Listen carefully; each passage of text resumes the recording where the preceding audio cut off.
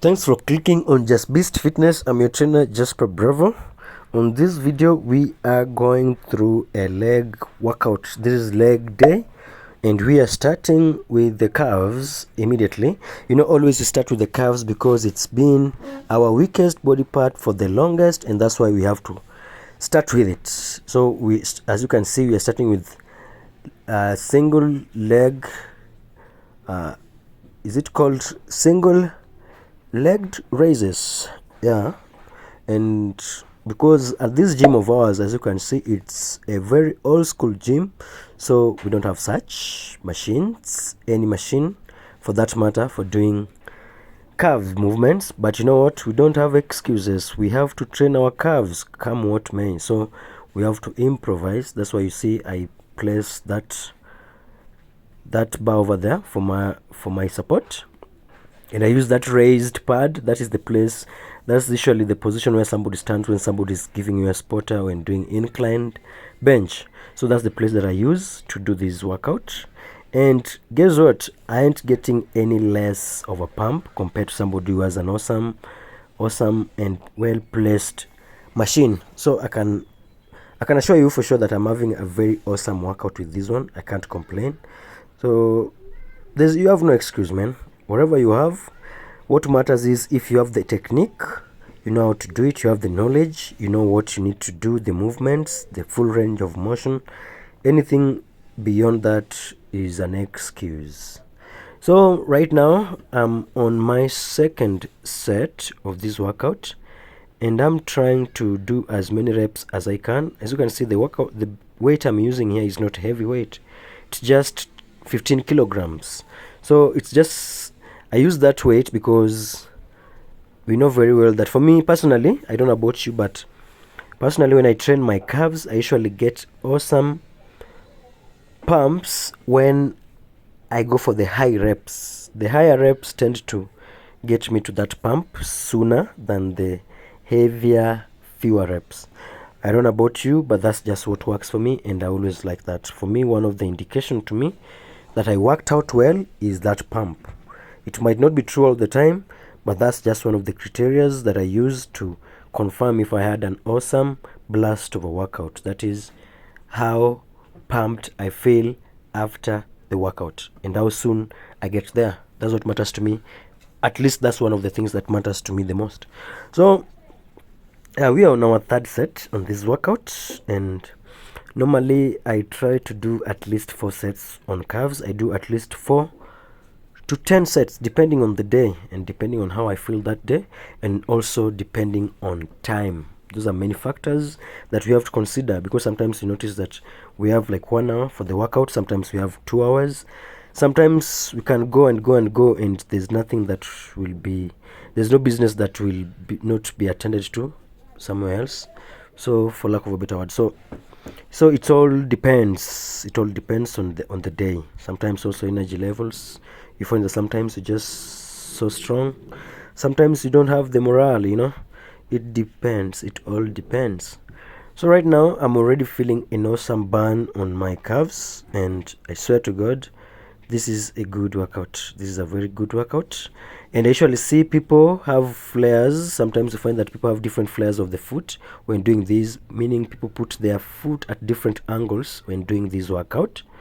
Personally, I don't really care about the angles, because according to the latest studies, it's showed that there's no much difference in hypertrophy for anybody who does it from different angles of the foot. So personally, I just stand to I use the most stable where I feel most comfortable, and then I do as many reps as I can.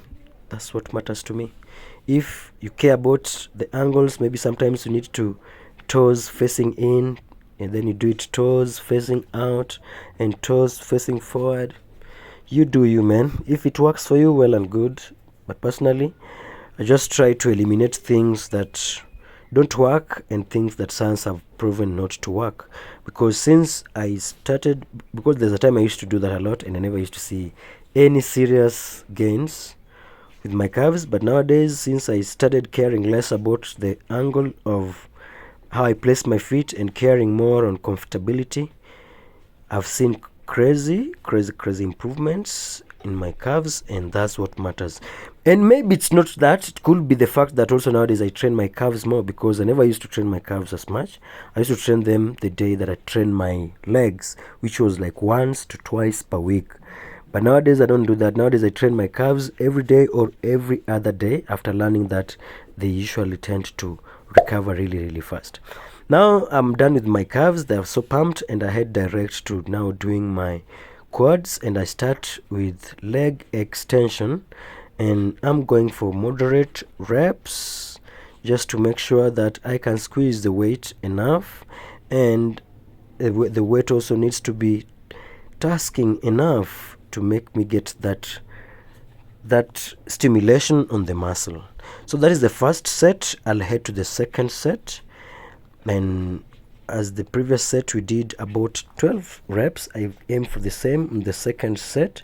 And also, when you're doing this workout, guys, I just want to advise you to control the weight, man.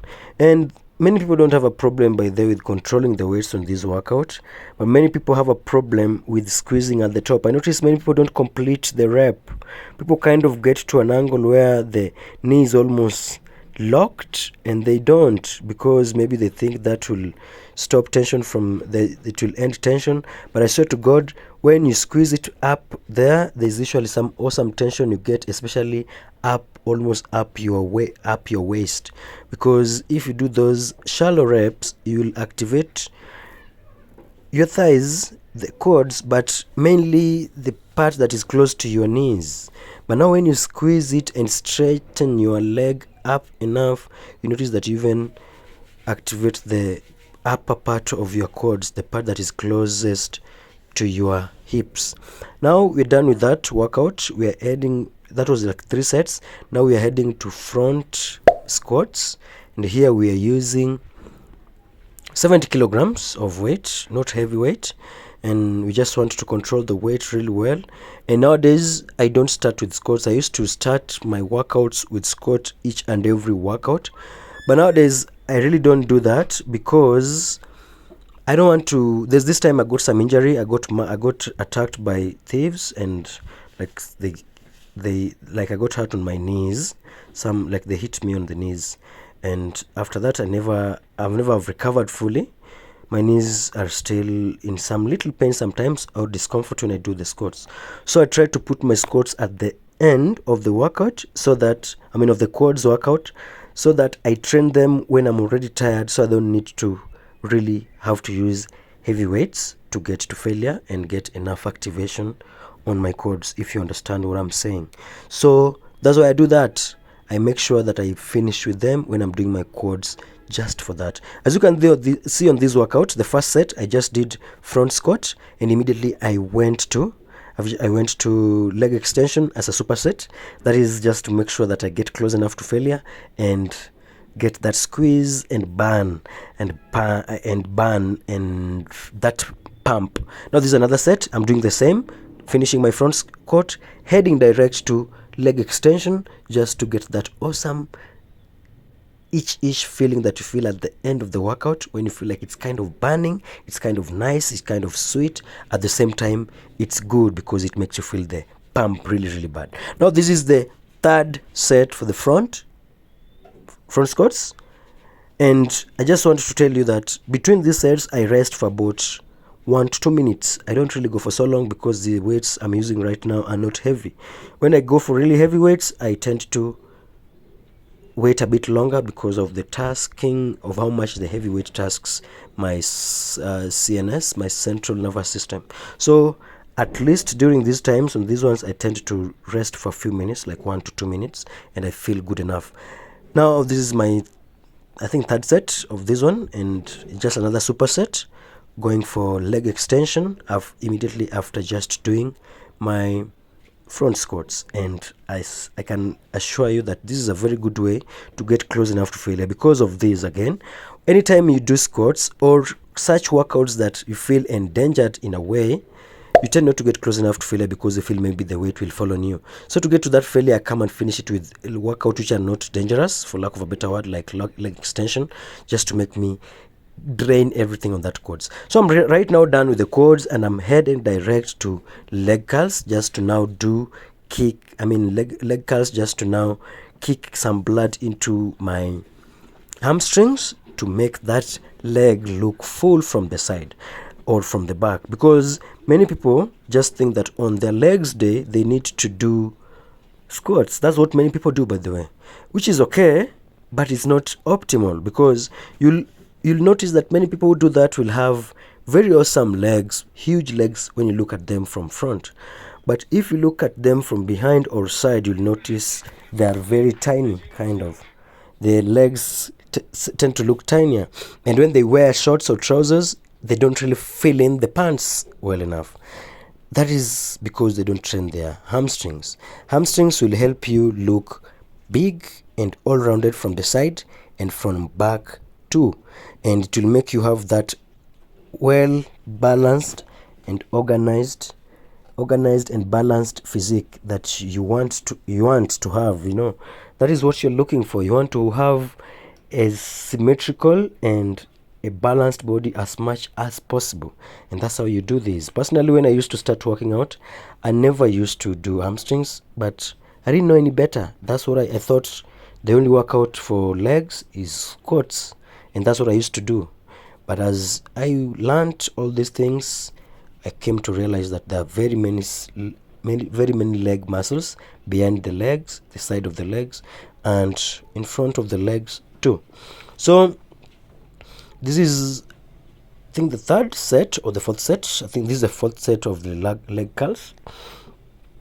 And I can tell you that already my hamstrings tend to get cooked really quick.